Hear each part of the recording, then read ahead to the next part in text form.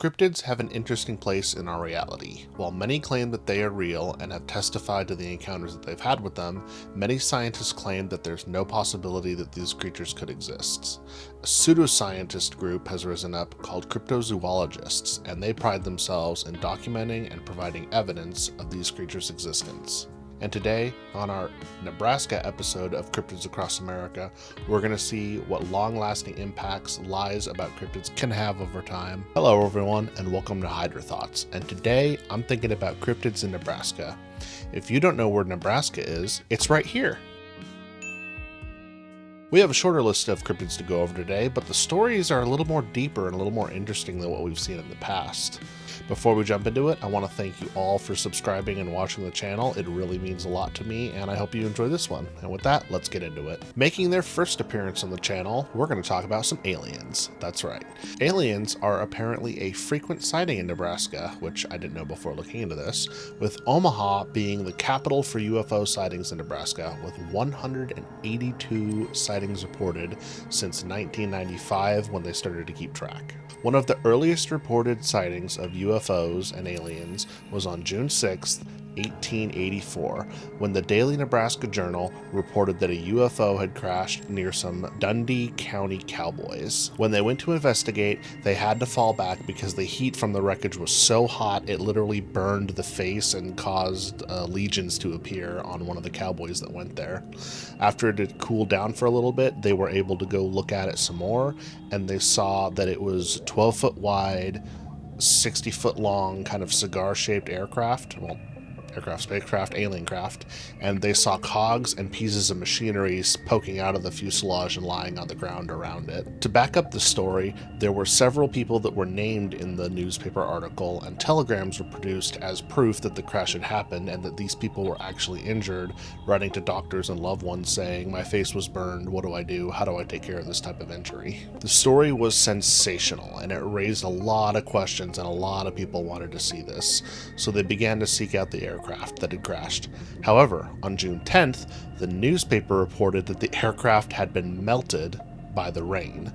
So it just rained, and this craft that was so hot it burned people's face just by looking at it, and was able to fly in space, melts in the rain. Just like the Wicked Witch of the West. Good to know. Following day, on June 11th, the newspaper tried to shift the focus away from the spacecraft and what they had said, turning it into a political joke that the craft was really a Democrat, since in 1884 they were opposed to prohibition and its promoting of drinking water instead of booze. It would be almost 40 years later until we got the truth of the matter. In 1927, the same journal that had published the story about the aircraft published that it had been fabricated by the editing manager of the time, James D. Calhoun.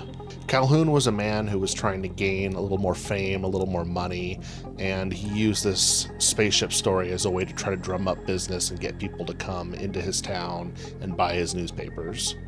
Right there, done, right? Certified false. We know this is fake. There's no point in looking for it. Why would we continue? That's a great question. And in 2013, some people that were searching for evidence of UFOs found an odd green jello-like material in a field near where the fake crash happened, which led them to believe that the original story was real and that the retraction was fake. And this is just so interesting that one man can lie for 3 days and keep making up excuses to back up his lies, and over 100 years later people are still looking for evidence to prove that their stories are true. These people really are the definition of the "I want to believe" poster. The next cryptid on our list is going to be a little spooky. We're going to get a little spooky with this one. Once again, dating back to the late 1800s, we're going to be talking about the Aurora Witch. The witch was said to have been an eccentric woman practicing witchcraft, and she was eventually arrested for this crime and sentenced to death. She was hung for the witchcraft, and before her execution, she swore on the town that she would get revenge for herself. After they hung her, they burned her body and buried it in a remote corner of the cemetery, and they put 4 iron poles around her gravesite, and then they put iron chains around the perimeter of it, and then a cross forming an X over her grave. The next morning, the town went and looked, and the chains had been broken around the grave, and they felt really odd, like things weren't normal anymore. So they replaced the chains, and the chains broke again. And every time they went to replace the chains, they were broken. It's just a continual cycle of broken chains here. It's pretty spooky, right? Really creepy. You know, witch, we killed her, she's haunting the town. But here's the crazy thing. There's nothing besides this story about this witch. The grave accused of holding a witch's body is actually the grave of 40-year-old Susan Gavin, who was not a witch, but rather a mother who passed away, leaving behind a husband and 2 children. After she died, there were iron rods and chains put around her gravesite, but it was more of a ceremonial and ceremony thing, and not a, oh, we have to contain the evil witch, and they were just put around her, not across her grave like the legend says. But the legend lives on, despite there being nothing else in the town about this witch. Every Halloween, children will go to this grave and dare each other to provoke the Aurora Witch, because, oh, she's going to break the chain, she's going to get revenge, but there's no substance to this story besides the urban legend. Next up, you'll never guess who we have. He's big, he's tall, he's covered in fur. Who could it be? I bet you're thinking it's Bigfoot, or I'm going to say Kane, don't you? Well, guess what? You're wrong. You guys are really bad at this. The Oakland Creature was first spotted on July 4th, 1974, when a couple heard a loud scream outside and their German Shepherd went ballistic from the front porch. Thinking it was one of the pigs in their pig pen, the man ran out with a flashlight to investigate to try to free a pig that was stuck, only to find that nothing was wrong.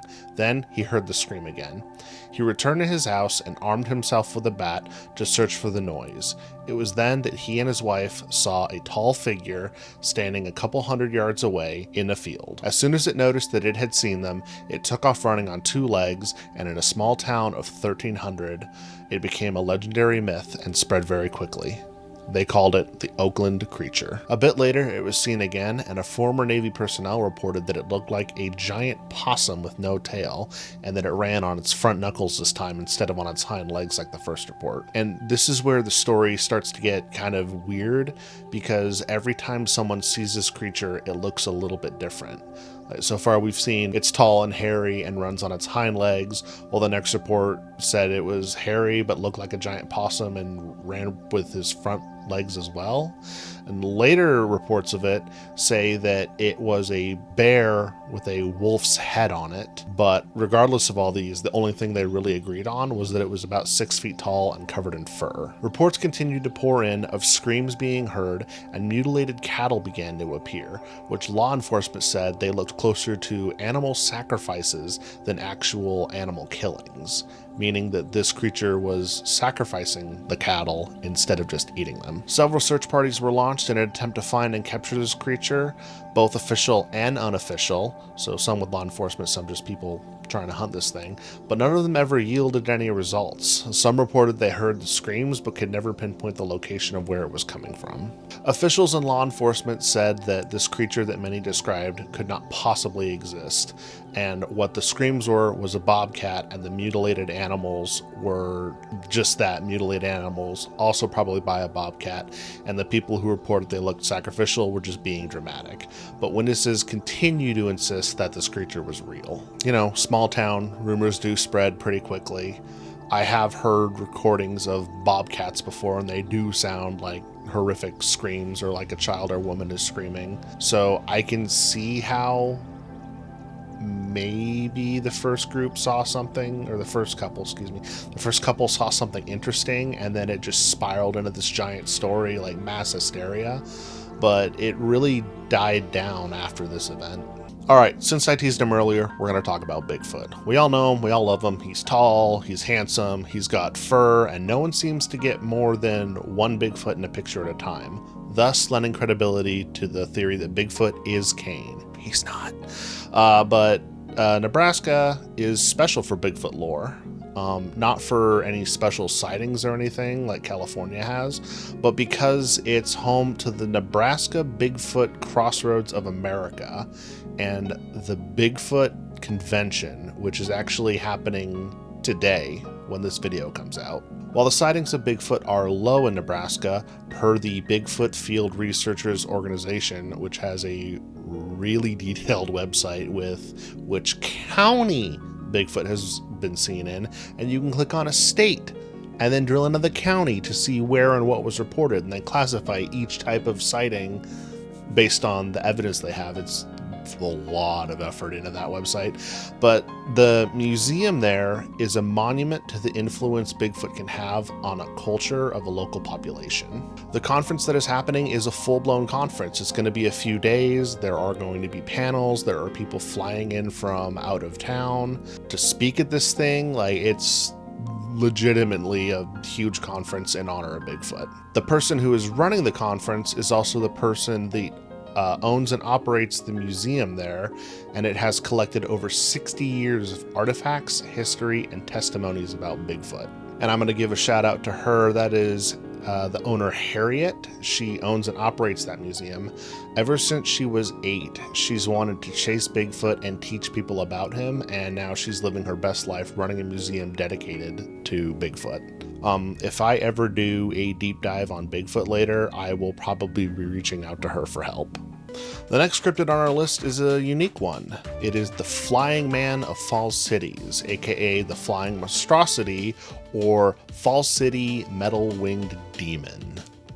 In 1956, a witness going by Mr. Hanks to protect his identity saw a 9-foot-tall humanoid creature fly over him with a 15-foot-long metallic wing with multiple colored lights coming off of it.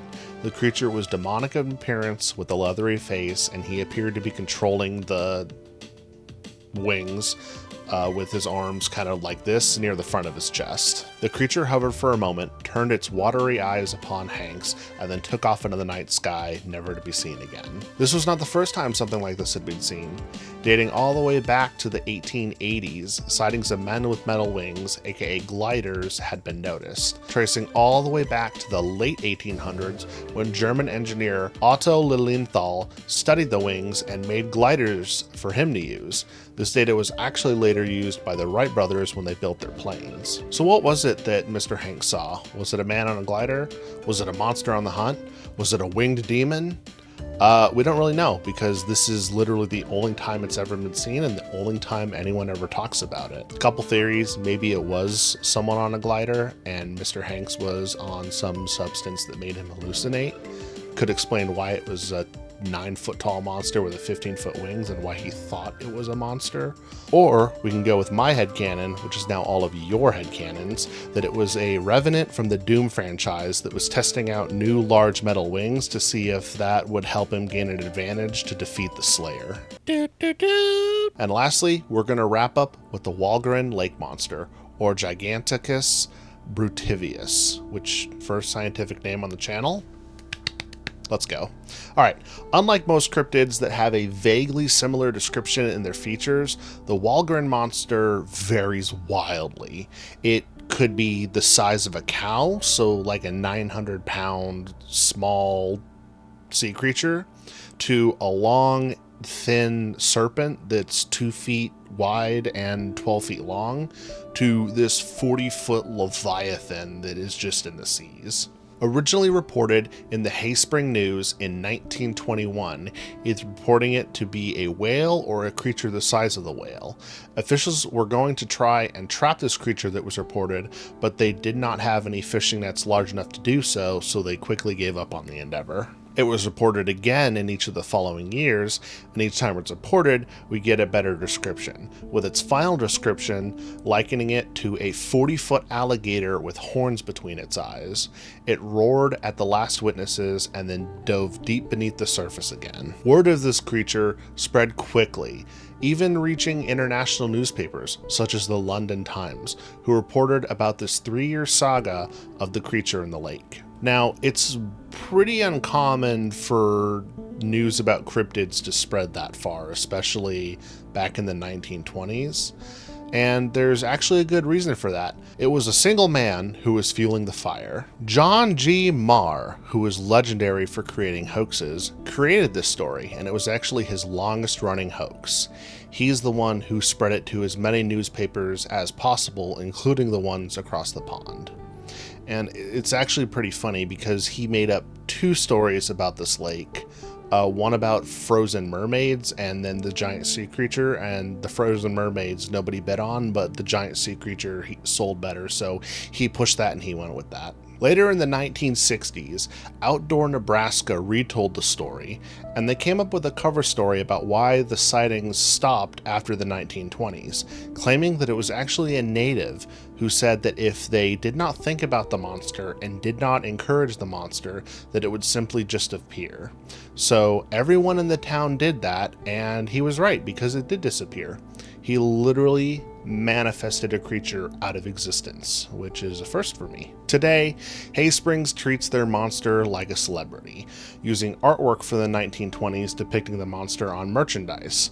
While certifiably a hoax, it is another great example of a cryptid becoming a part of a community and a source of pride for the locals. And that does it for the list this week. I know it was a little shorter than previously, but it was really hard to get information on just the 6 that I presented here today.